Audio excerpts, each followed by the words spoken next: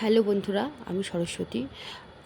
আমার channel SK এডুকেশনে তোমাদের সকলকে স্বাগত।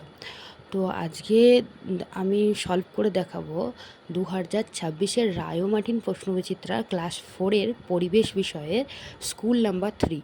তো চলো দেখে নেওয়া যাক।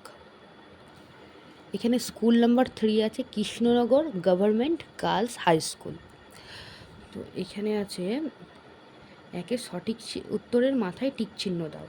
প্রথমে একটি লুপ্তপ্রায় প্রাণী অলিভ রিডলে কচ্ছপ, তারপরে নিউজিল্যান্ডের গ্রেলিং মাছ, হিমালয়ের বামন তিতির। এটার অ্যান্সার হচ্ছে অলিভ রিডলে কচ্ছপ। খ হচ্ছে গ্যাস বেলুনের ভিতরে কোন গ্যাস থাকে?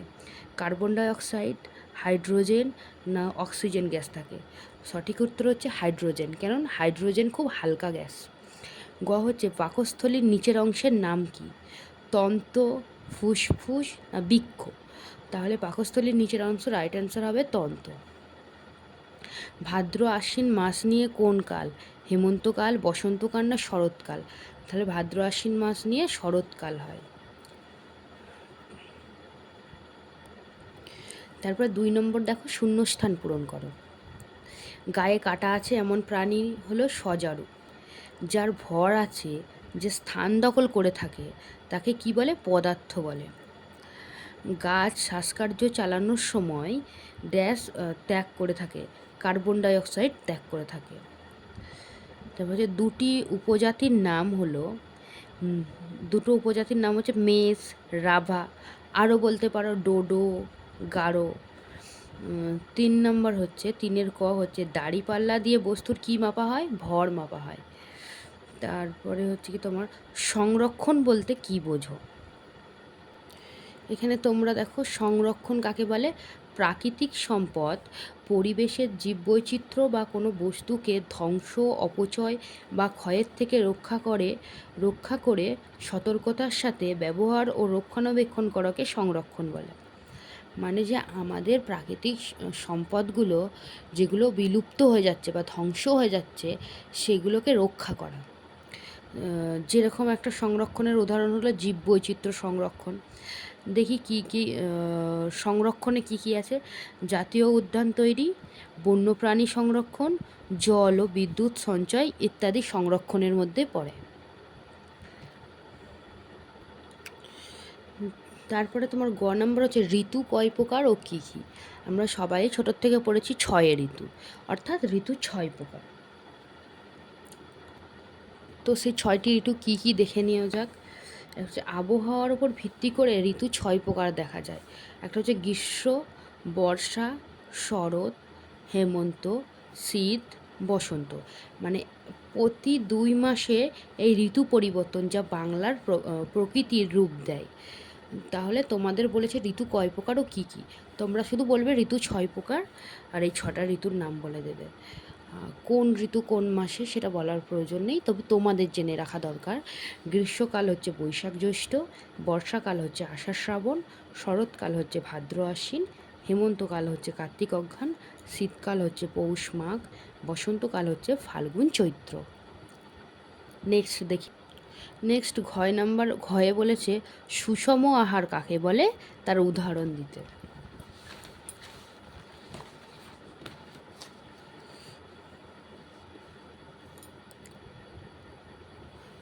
তো আমরা এখানে দেখব যে খাদ্যে দেহের স্বাভাবিক বৃদ্ধি ও পুষ্টির জন্য প্রয়োজনীয় যে 6টি উপাদান কি কি? শর্করা, আমিষ, স্নেহ, ভিটামিন, খাদ্য, খনিজ লবণ ও জল। এই 6টি উপাদান সঠিক পরিমাণে ও নির্দিষ্ট অনুপাতে থাকে, তাকে সুষম আহার বলে।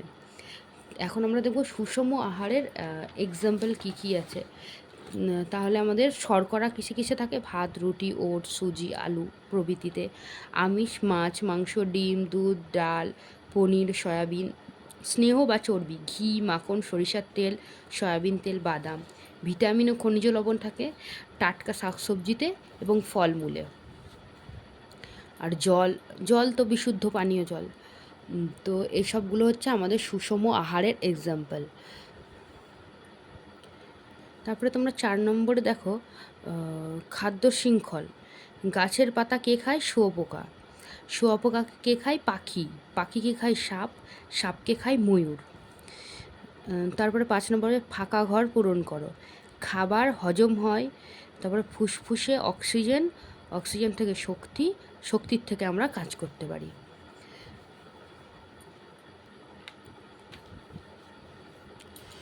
এখানে দেখো 6 নম্বরে বলেছে যে জলের কয়টি অবস্থা ও কি কি। তাহলে অ্যান্সার হবে জলের 3টি অবস্থা। একটা হচ্ছে কঠিন মানে বরফ যেটা, একটা হচ্ছে তরল মানে জল অবস্থা, আর একটা হচ্ছে কি তোমার গ্যাসীয় মানে বাষ্পীয় অবস্থা। 7টা হচ্ছে বাম দিকের সাথে ডান দিক মেলাও। বাম দিকের সাথে ডান দিক মেলাও। ক হচ্ছে মুগা রেশম মদ কোথায় পাওয়া যায়? অসমে। সিংহ পাওয়া যায় গুজরাটের গির অরণ্যে। উট পাওয়া যায় রাজস্থানের মরুভূমিতে। একশৃঙ্গ গন্ডার পাওয়া যায় জলদাপাড়ায়। তো আজকের ভিডিও এই পর্যন্তই। দেখা হবে পরবর্তী ভিডিওতে পার্ট নাম্বার 4 মানে স্কুল নাম্বার 4 নিয়ে। তো যদি তোমাদের আমার ভিডিও ভালো লেগে থাকে তবে তোমরা লাইক, কমেন্ট, শেয়ার এবং সাবস্ক্রাইব করে দিও। আর যদি এই 3 নম্বর স্কুলের পিডিএফটা পেতে চাও তাহলে অবশ্যই আমাকে কমেন্টে জানিও। তোমাদের কি বিষয়ে ভিডিও দিলে ভালো হয় বা কোন বিষয়ে ভিডিও তোমরা চাইছো অবশ্যই কমেন্টে জানিও।